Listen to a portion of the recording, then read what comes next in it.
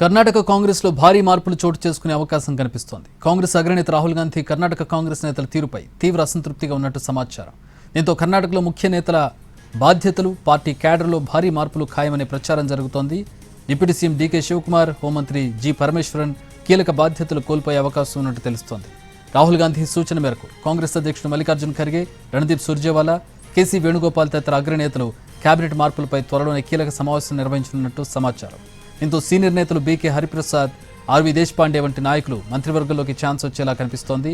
మంత్రి వర్గ మార్పు కీలకంగా కనబడబోతోంది. ముఖ్యమంత్రి సిద్ధరామయ్య కార్యాలయంలోనూ పలు మార్పులు చోటు చేసుకోనున్నాయి. అంతేకాదు ఈ మధ్య రాజీనామా చేసిన సీఎంఓ రాజకీయ కార్యదర్శి కె గోవిందరాజ్ స్థానంలో కొత్త నేతను నియమించేందుకు ప్రయత్నాలు సాగుతున్నాయి.